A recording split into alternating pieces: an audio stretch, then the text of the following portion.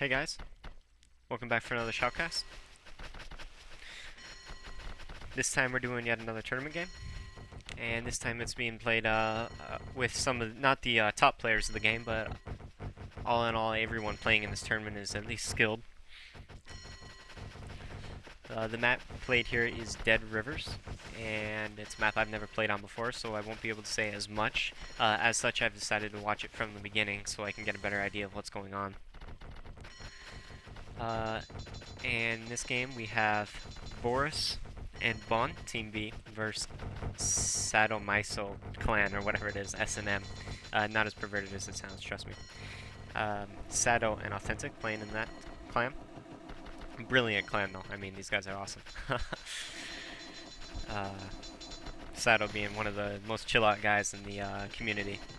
And Authentic and Sado just make the great complete bullcrap playing around. Oh my goodness, I'm probably offending people already. I should stop talking. But really, this is actually a really fun game to watch, and I'm hoping you guys enjoy it as much as I did. One thing you might notice right off the bat is the enormous amount of wood that players start with. You can see that the sawmill I don't think has run once, as this I don't think this woodcutter's cut any trees yet, and he still has 50 timber in the storehouse. You compare this to other players. Also, well, I guess Sado not having too much either, not too much produced. But I guess the starting trees are a distance away, so not a huge problem. I think Thunder's always trying to make players play differently, and I think that's a nice thing for map makers to do. Make players play innovative way, and I think it's actually really important for tournaments. I think tournament games should really not be maps like Golden Cliffs maybe, but maps that are completely dynamic and really test to see just how a player can handle certain situations. Even maps like Catertoe might make, you know, like where you start with really high wares in your storehouse.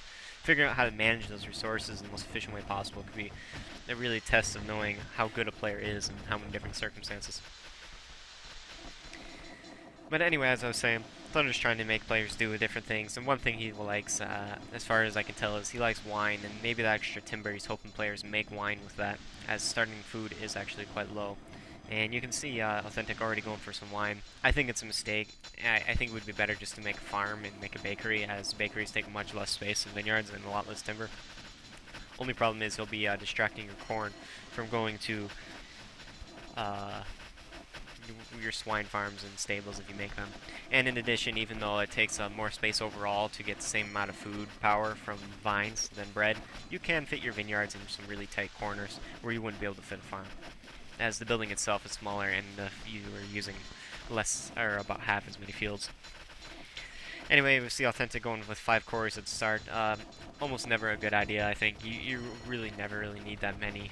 Even in Golden Cliffs, where starting stones are really low and it takes a while for you to get your cores up, you really don't need 5 cores at the beginning. And as you can see, he's got 3 cores completely full, although he is missing a few serfs. Anyway, so, well, maybe not actually. As we see, that's one serf starving as they're not doing anything, but I digress. I really do not agree with the 5 stone mason start. It doesn't really benefit you a whole lot. Maybe you can put a 5th down after your sawmill if you really feel like you need it, but overall I don't think it's totally necessary. He's also got a iron mine not running. I think it's always a good idea to keep iron ore unlocked from the beginning, because you can never have too much iron ore. Especially in a map where it looks like, yeah, the iron is... Well, I do think you can fit 3 iron mines. And even if you can't, you can definitely get a 3rd and maybe even a 4th down here too, with all these together. But either way, you really want your iron mine to continue working. If he stops, your iron production is really going to suffer, just because your iron smithies work so much faster than your iron mines. So it's always a good idea to have your iron mines running all the time, and getting your 2nd iron mine up quite a bit earlier than your 2nd iron smelter, etc., etc. But we'll continue looking through the players, and I'll introduce them. I already did introduce players, but either way, I digress. We do have Sado here playing, making all 3 iron mines at once. I don't think it's a good idea. I did say that you should get your 2nd one up early, but it's better than running out of iron, I suppose. Let's see, having many woodcutters right to start. Looking like he's going for 7 woodcutters before even 35 minutes. So, and he's already got a little bit of overproduction of timber at the moment. Although not too bad, he could definitely do with another swine farm. Should really should have that running up and going. As this farm here is not going to be really doing anything. Oh no, he's making a mill. Yeah, starting food is slow. Okay, so yeah, that's fine. He's making a mill, and it'll work perfectly fine actually. Probably putting that extra little space there just because his quarries are here. So this, he's gonna waste a tile here anyway with this bakery. So I guess he decided to put the extra space on the side of the quarries, and that's definitely a good idea. As if there's gonna be traffic, it's obviously gonna be on the side where the quarries are, and not in between the mill and the bakery. So that was a good thought from Saddle. And another nice thing doing is making 2 bakeries. If you have the corn to do so, get your mill running right away instead of waiting to train your baker. It's really annoying because the guy who works in the mill is called a baker in the English version. And then the baker works in the bakery. I wish it wasn't so, but oh well. Anyway, instead of making the baker for your mill, waiting to make the baker for your mill until your bakery for the bread gets up, make your baker for the mill right away, and then you'll get some extra flour and be able to get 2 bakers running for a short amount of time, and that'll ensure that you have food until your leather production gets going, and thus your pigs. So I think it's a good idea if you have the extra corn. It looks like Sato does. He won't. Yeah, 2 swine farms in a mill will be able to run with 4 farms, although this farm's not going to be doing a whole lot until a farmer comes into it.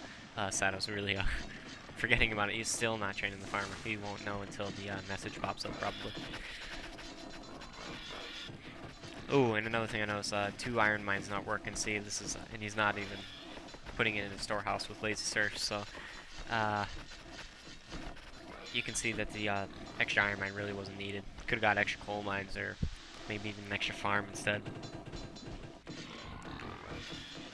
Alright, and this is really a shame. I'm really thirsty right now, and I should have got something to drink. And I don't really want to pause the recording or anything. Wow, never mind. Oh well, those are personal problems.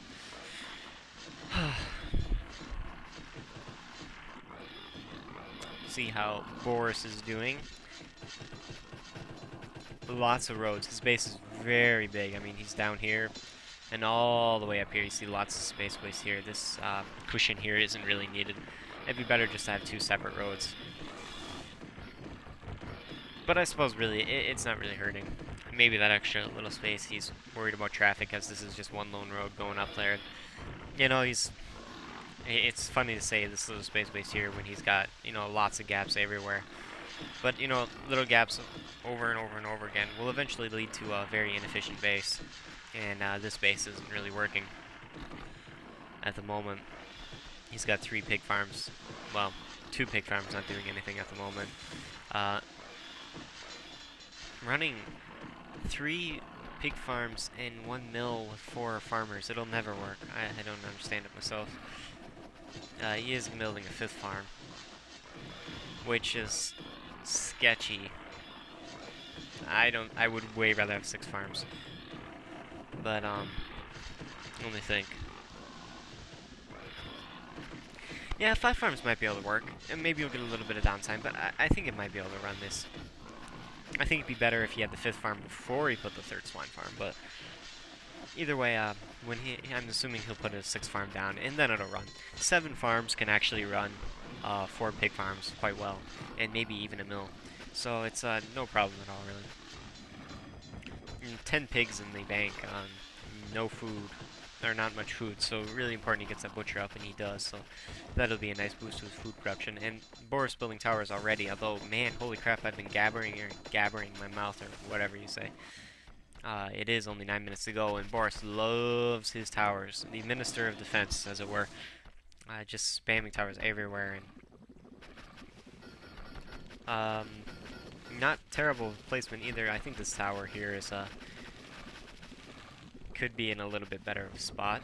Maybe put on the other side of this road, as it will still guard this iron mine little choke point here, and it'll cover more battle area that it could be fought over here. But maybe he intends on putting a tower over here in the first.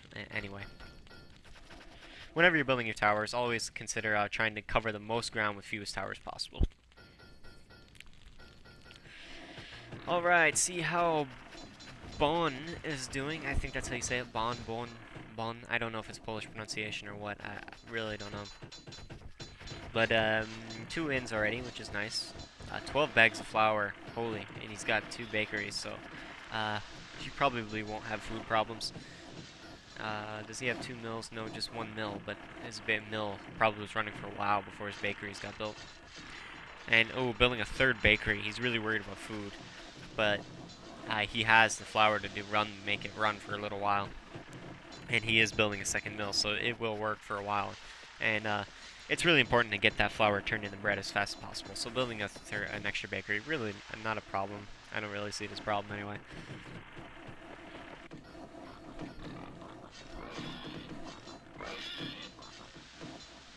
And going back up to Authentic, see how he is doing. He's got a nice amount of farms, not much swords at all. His sword iron production really suffered, as it looks like. So he's not going to have, and only 20 recruits, or 19 recruits. So he's not really going to have much of anything at peacetime. Probably train a couple of sword fighters, and maybe even militia, I think, would be better than just a few bowmen. 10 bowmen really isn't anything. 10 militia really isn't anything either, but bowmen really don't start to shine until they're massed. That's when they're powerful. So when it comes to making just a small amount of units, if you can say, for example, if you don't have enough recruits, or leather armor is a better example, enough leather armor to train 60, you have a choice of like maybe training like 20 bowmen or 20 axe fighters. Go for 20 axe fighters only instead of like 10 axe fighters and 10 bowmen. It's the 10 bowmen really. Not a big deal, not a game changer at all. Or this extra axe fighters can flank, and with flanking, it just multiplies the strength of the unit, even up to maybe 4 times his power if he's flanking in the right spot. Don't remember the exact numbers, but I digress. Sato, his army a bit better. Leather a little bit better. Leather a bit better. Haha, I'm a poet and I didn't know it. Anyway, he's got also a Night Scout, which was always nice. Always important to scout. And speaking of which, did the players do their legal scouting? No, they did not. Sato and Authentic did, although it's not too important on this map, as that area between your teammate is not that important. Let's see, Boris. Oh, excuse me, yawning. It's really late. Ugh. Really late where I am right now. Boris, way more recruits than Sato and Authentic combined. Not nice weapons though. Just lower, about an average player's amount of weapons, and yeah, just overall nothing super awesome this game. Just seeing about 2020 at best. But this map again is a tricky map and not played very often, low on food, so it's a lot to ask of players to get nice armies out. So we'll see if they can make the best of what they have. See the scouting, very important. Bond doing really nice. Just scouting this area, and Sato already is going to have a really hard time defending this spot here. I mean, this barracks is going to be under a lot of pressure the entire game, so really I think it's a good idea for Bond and Boris to put pressure on Sato here. When they explore this area, they'll see this is going to be much, much harder to attack. Anytime you can have your woodcutters where your towers are, that's nice because it gives you a lot of area to defend. Whereas Sato, he's got weapon production where his towers are, and really has no spots to defend whatsoever. He could maybe put his bowmen here and some swords here and defend this line, but he's going to be fighting inside his base, and that's never a good idea. Excuse me. We already see a fight here. Sato being very aggressive, lost his Night Scout, unfortunately.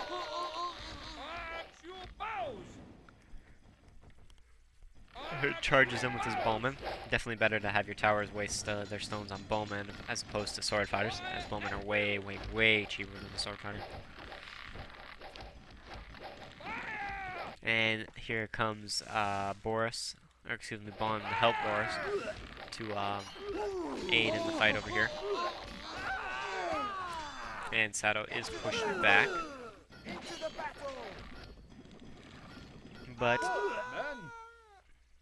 in the meantime, you do see Authentic sending a brigade down to Bon. See what he can make of it. Boris and Bon. going to attack Sato now, and Sato probably really wishing he could get these 20 bowmen out. Would be a really nice addition. And he's caught in a really bad spot right here. He's going to lose all of his sword fighters if they're caught. But no, really aggressive. Nice move to just charge in there, actually. It's really paying off, it looks like, as they're going to definitely catch Sato's army in, well, there was really no ideal spot as he was so outnumbered. So it was just pick your poison at that point.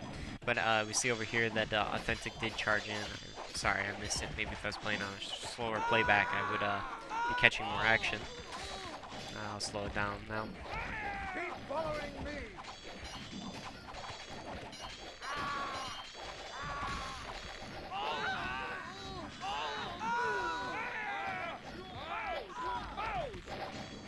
So it is kind of a base trade barracks for barracks. And even with 3 bakers, Bond still looks like he's starving. That's surprising. Rebuilding his barracks down here. It's a nice idea. Put it down here instead of up here so your enemy can't see you rebuilding. Always a nice thing. And the damage to Sato's economy is much stronger, though. I think Sato's down to 1 or 2 serfs. I'm going to say a 2. Nope, there it is, 2 serfs.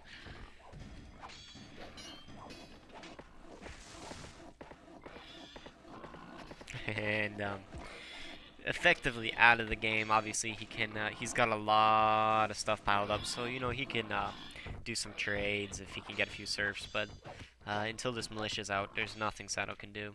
So Authentic should send a sword fighter over to help out. Although saying that, now I see that Authentic has a massive amount of weapons in the barracks.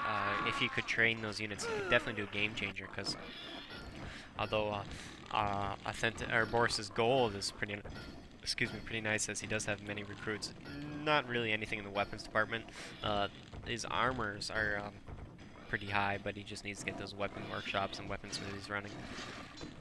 Whereas Authentic has enough to train about 40 bowmen and 30 militia.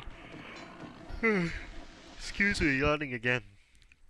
This could definitely be a huge, I mean, he'd win the game right away with that massive amount of units. And as nothing's happening right now, I'll speed the game up. Authentic probably trying to eliminate Boris from the game. Well, he as quickly as he can, but I think the better idea would be just to continue to attack Bond and defend Sato. I mean, if you can take out all of Bond's serfs and just try to keep Bond out of the game and then defend Sato, then they'll win in a long run, 2 versus 1. For sure. Definitely the bit more of the passive strategy to go for, but instead of attacking Boris outright. But it would be the safer and probably the most guaranteed to win strategy at this position.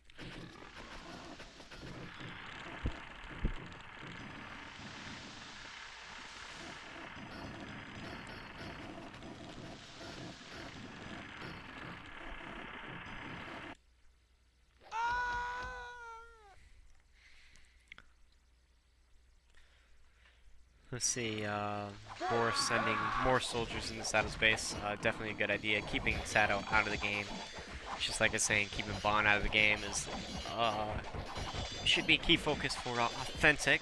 Likewise, Boris should really focus on keeping Sato out. But Authentic doing a nice job getting his army, or splitting his army and really focusing his resources everywhere. He has a massive amount of units. Oh no, these are not Authentic's units, my bad. But not sure, I missed that, unfortunately. How it came to be, I'm sorry. Wish I could rewind. Authentic did manage to run away from Bond and Boris's army, but retreat right into Boris's city. And now this barracks going down. A huge blow to Boris, really aggravating if he loses this, but doesn't look like he will, at least not for the time being. But Authentic will win this battle here, and he did win on this side also, so it does look like he is going to take this fight. And then with Boris are Authentic having the only person with an undamaged economy and probably the best economy right now overall in the first place. If he can get a market up and start trading some of those bows away for maybe even knights, but gold chest would be the most ideal. Really can just keep this, lock this game down for good. But at this point, there's really nothing these guys can do. The game is, it's not nice to call games, but really looking like Authentic and Sato are going to end up taking it away. Authentic won in an almost completely 2 versus 1 situation, but Sato did knock out Boris's economy for a long time. So really nice aggressive game, everyone being attacked really heavily except Authentic. And in the end, Authentic did capitalize on his better economy in order to send the extra spam in. And now just going over here, he probably ended up scouting this, or he knows Authentic's got a military somehow, because he's continuing the trading troops and does see the recruits going down. So he knows there must be a barracks down here. In fact, he can kind of see it.